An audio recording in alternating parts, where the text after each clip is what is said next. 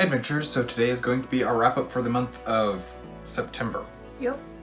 So the first book that I think, I'm really confused on the order of my books in my books I've read in 2022 list. And so we're going to start off with The Invisible Life of Valiere because I don't think I actually told you guys. I don't think I've told you guys about this one. I read this and I didn't like it as much as I was hoping for. I do like Victoria Schwab's writing style.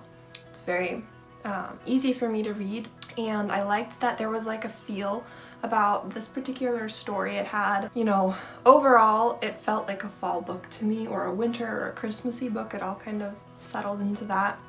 There were some things about the main character's personal choices that I really didn't love, but this whole situation was very unique about a character who no one remembers their interactions with her, so it's as if I did go into the book thinking she was like actually gonna be invisible, which I was even more excited about, but it was still the story that could have been told had so much potential, and the story that was told was okay. It just really wasn't my favorite book overall once I finished it and once the character had made their volley of choices. So the first book that I finished in the month of September was The Green Pearl. This is the second book in the Leoness trilogy by Jack Vance, and it's very, very much like the first one, like Soldier's Garden was the first one, and it's very much, my thoughts on it are very similar to that one in that it's just like a wild ride from start to finish with lots of very fairy tale like story elements, and it just feels like a fairy tale the entire time you're reading it, with just random things popping up here and there, and okay, we're going this way now type thing. And that was really fun. I really enjoy that style of storytelling, especially if I know that's what I'm getting when I'm going into it.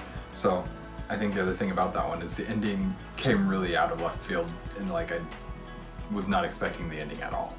So the other book, and I'm 99% sure I've mentioned this because I know for a fact I didn't read it in September, but it's at this section of my list, and that's Simulated by Novi McBee.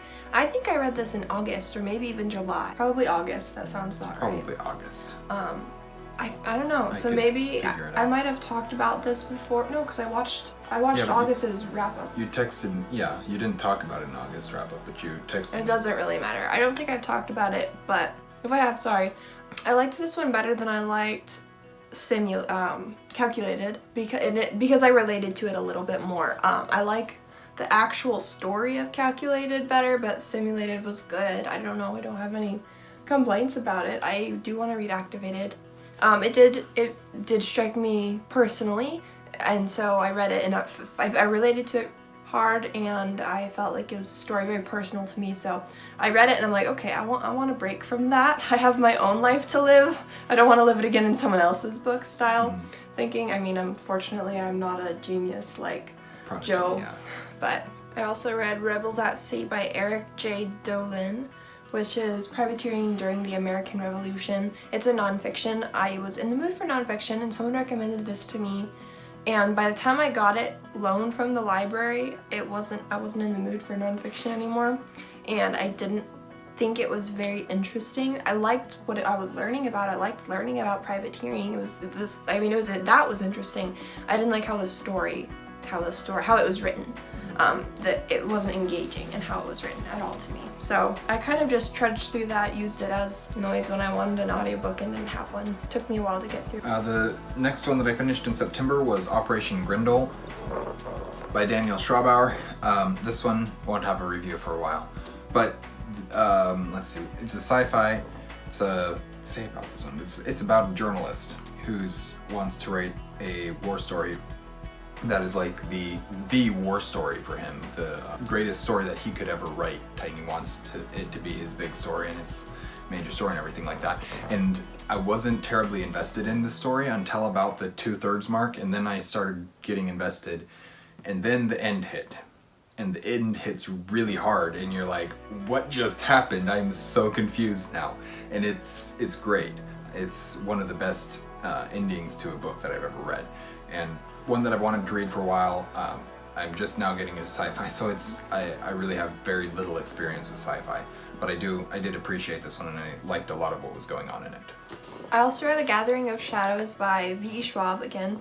Once again, I like her writing style. I think she writes really solid stories, and that was reflected in this. There were some things, character choices that I didn't like. Once again, here we go. She does a great job of creating a setting and a feel in her stories. I did like A Darker Shade of Magic better than this one, but she went a completely different route. Like that story ended, and we picked up a story that was completely different. And I think that's the main reason why I didn't like it as much as I was expecting to for a sequel. Typically, you know, series of books, at least the ones I've read recently, they pick up right where they left off and they continue on with the story. And it wasn't, I mean, it was like that to an extent. It was the same characters we're following, but it was very different as well. It was, the plot was so drastically different than the last one. Although it tied in characters and very specific elements that had to come back to play because they were important. It was also darker, just overall it felt darker, a little bit more satanic than I realized. Either I didn't get that from the first book, or I didn't see it, I just didn't see it in the first book. But it did come across that way. I'm not entirely sure if I'll finish the series. I haven't decided whether or not, but I do like V.E. Schwab's writing. It works for me. The last book that I finished, and I only finished 3 books this month, was Louise de la Valiere. This is the 4th book, or 4th part of the D'Artagnan romances, depending on how they're split up and everything. But it's basically book 4. And it was very good. Alexandre Dumas knows how to write a very, very good book. I liked it less because it wasn't the swashbuckling action adventure story that the other ones had been. This one was far more of a political maneuverings delved into the politics of the world, and was very heavily focused on the romances going on at that time. And I just didn't care that much about that stuff. I did like the ending of it. The ending sets up for the Man in the Iron Mask brilliantly, and things going on throughout it do. And I'm very excited to get there. Stop messing with that. And so I don't know how it's going to happen, because somehow I've managed to not actually know anything about the Man in the Iron Mask. Anyways, so I did like that, but it's not my favorite of the series as a whole so far. I also read These Happy Golden Years by Laura Ingalls Wilder, which I'm not going to pull out. My bookshelf is not made to have books thrust in and out of violently at rapid succession, so I'm not going to pull it out right now. But I read These Happy Golden Years by Laura Ingalls Wilder, which I've read more times than I can count. It's a very nostalgic book for me. I have a lot of great memories associated with it. I was reading through, page by page, and I'd look at a line or a phrase that the characters were saying, and I'd be like, oh, I remember this from my childhood, or this made me ask my parents this, because I wanted to know if something about the songs they were singing, I don't know, it's a very sweet book. It's my favorite one in the series. I've read it more times than I can count, and I wanted one of those nice comforting reads, so that's what I turned to. It was really good. I think that's all of our books for September. Yeah, I didn't get very much reading in. I tried, just didn't have much time for reading. I did read like a 40-hour audiobook, which was Louise de la Valiere, but still, I read not as much as I would have liked. All of those on audiobook except These Happy Golden Years. I started I started all of them with the hard copy, and then I had to switch to audiobook for all of them, except for The Rebels at Sea. That was always, and see you later. Well, thank you all for watching our September wrap-up. We will see you again very shortly, I'm sure. We post videos every Monday and Thursday, and our social media is linked in the description down below. Stay warm.